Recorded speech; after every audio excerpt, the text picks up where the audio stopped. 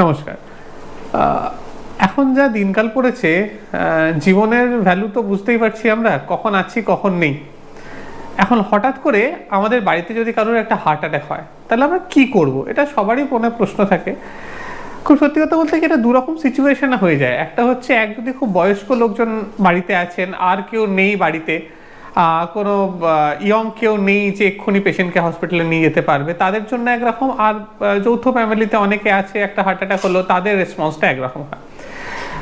ধরুন আপনার বাড়িতে কেউ নেই, বয়স্ক বাবা মা আছেন, আর কেউ বাড়িতে নেই, হঠাৎ একজনের খুব বুকে ব্যথা হলো, বা ভীষণ ঘাম হচ্ছে, বোঝাই যাচ্ছে দেখে যে একটা হার্টের সমস্যা হচ্ছে, হাতে বা হঠাৎ করে প্রেশার ফল করে যাচ্ছে। আপনাদের বলবো, যিনি বাড়িতে আছেন, আপনারা অন্য কিচ্ছু না করে বা কোনো রকম টাইম ওয়েস্ট না করে ফোন করুন।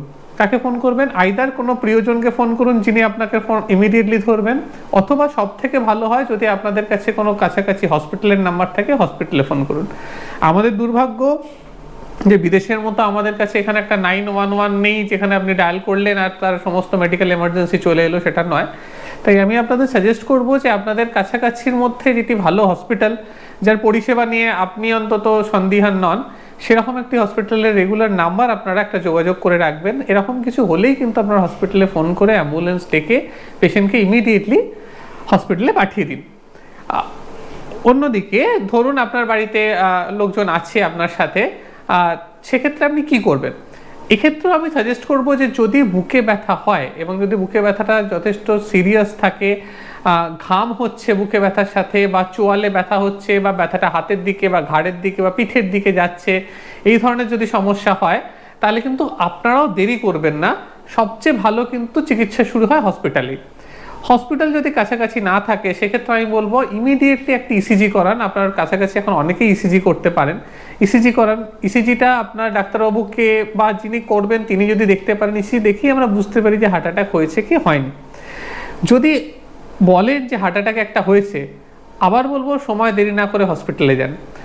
অথবা হাতের কাছে আপনারা দু তিনটে ওষুধ রাখতে পারেন, যেগুলো অনেক বাড়িতেই এখন থাকে, অ্যাসপিরিন, ক্লোপিডোগ্রেল আর অ্যাটোভাস্টাটিন।